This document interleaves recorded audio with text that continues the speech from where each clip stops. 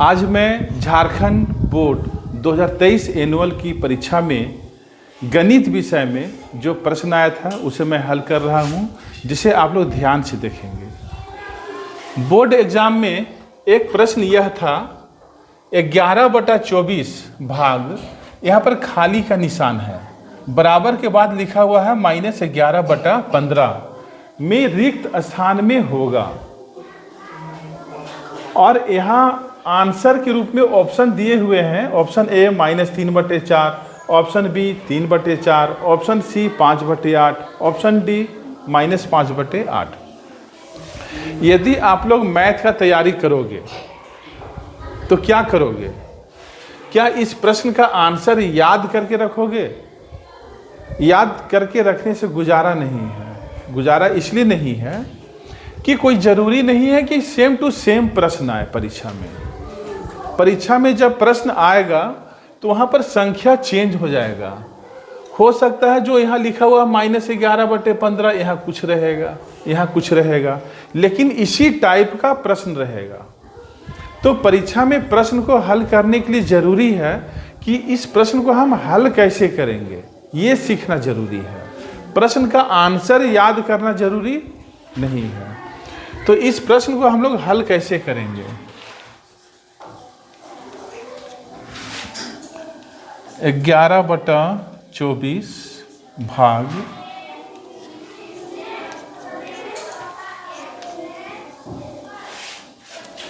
यहाँ पर खाली जगह में क्या होगा, ये आंसर लाना है, ठीक है। तो इस खाली जगह में हम लोग मान लेते हैं कि x है। क्या है? x है। इसके बाद हल करते हैं 11/24, यहाँ भाग का चिन्ह है। भाग के बाद जब हम लोग गुना का चिन्ह देते हैं तो यहाँ क्या हो जाएगा 1/x -11/15। अब इसको हम लोग क्या करेंगे? गुना करेंगे। 11 को 1 से गुना करेंगे तो 11/24x बराबर -11/15। इसके बाद आप लोग कैसे हल करोगे? जब इस टाइप का कंडीशन आ जाएगा तो इसको हम लोग सॉल्व कैसे करेंगे? क्रॉस गुना किया जाता है, तिर्यक गुना किया जाता है। तिर्यक गुना करने पर, तिर्यक गुना हम लोग कैसे करते हैं? इस टर्म को इससे गुना करना होगा और इसको इससे करना होगा। जब इसको हम इससे गुना करेंगे तो क्या होगा? और 11 को करना होगा 15 से। इसके बाद इसलिए x बराबर 11 गुना 15/24 गुना -11। अब यदि यह कटे तो काट देना है। 11 कम 11, यह भी 11 कम 11 कट गया। 3 × 5 = 15, 3 × 8 = 24। आंसर क्या आ रहा है? 5 को अब 1 से गुना करना होगा 5, और इधर 8 को 1 से तो 8। और ये चिन्ह देखो, ऊपर में प्लस है और नीचे क्या है? माइनस है। तो प्लस माइनस क्या होता है? माइनस। हम ऊपर में माइनस का चिन्ह देंगे। अब -5/8 आंसर आ गया। अब यहाँ पर जो मल्टीपल चॉइस में आंसर दिया हुआ है, हम लोग देखेंगे वह आंसर है क्या। यहाँ -5/8। तो आंसर क्या हो गया इस प्रश्न के लिए? -5/8। तो यहाँ क्या भरना होगा? -5/8। अब आप लोगों के लिए सेकेंड क्वेश्चन है 1/2 और 1/4 के मध्य एक परिमेय संख्या है। यह क्वेश्चन बहुत ही इंपॉर्टेंट है। इस टाइप का प्रश्न अक्सर परीक्षा में आता है। दो संख्याओं के बीच में हम परिमेय संख्या कैसे निकालेंगे, ये हम लोगों को सबसे पहले जानना है, ठीक है। तो जब भी आप लोगों को दो संख्याओं के बीच में एक परिमेय संख्या निकालना हो तो क्या करेंगे? दोनों को जोड़ देंगे और 2 से भाग देंगे। जैसे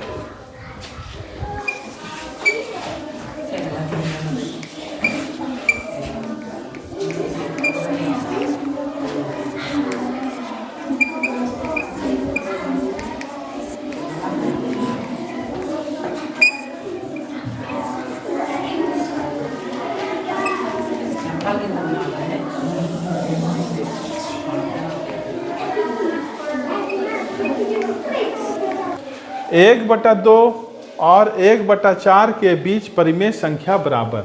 हम लोग क्या करेंगे, 1/2 प्लस 1/4 और इसको 2 से भाग देना है।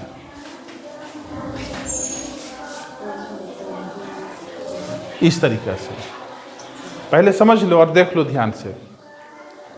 अब इसको हम हल कैसे करेंगे। 2 और 4 के एलसीएम क्या होगा, 4 होगा। 2 दूना 4, 2 एकम 2 प्लस 4 से ये 4 एक बार में कटेगा। 1 को 1 से गुना करेंगे, 1 यहाँ पर हो गया 3/4/2। जब ऐसा कंडीशन आता है तब हम लोग क्या करते हैं, ऐसे कंडीशन में 3/4 को भागा देना है। 3/4 को भाग देना है किससे, 2/1 से, 2/1 से। भाग के बाद जब गुना होगा तो 1 ऊपर चला जाएगा और 2 नीचे आएगा। 3 एकम 3 और 4 दूना 8। आंसर क्या हो गया, 3/8। अब हम लोग ये देखना होगा कि इस ऑप्शन में 3/8 आंसर है, ये है। तो आंसर क्या हो गया, ये हो गया ना। क्वेश्चन नंबर 3 देखो, 0.25 का वर्गमूल होगा। इसका वर्गमूल कितना होगा, आप लोग बता सकते हो? नहीं, कैसे निकालोगे? 0.25 का वर्गमूल बराबर 0.25, ठीक है, ऐसा हम लोग लिखेंगे। इसके बाद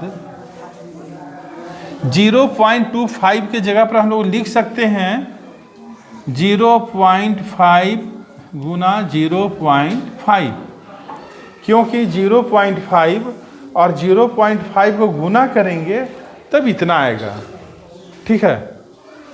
इसके बाद क्या करेंगे, 0.5 का स्क्वायर, चूंकि यह 2 गो है इसलिए स्क्वायर कर दिए। इसके बाद क्या होगा,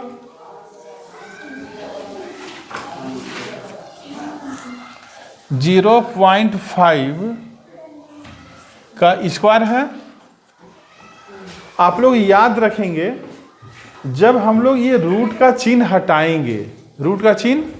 हटाएंगे, तो इसके बदले में इसका पावर 1/2 होता है।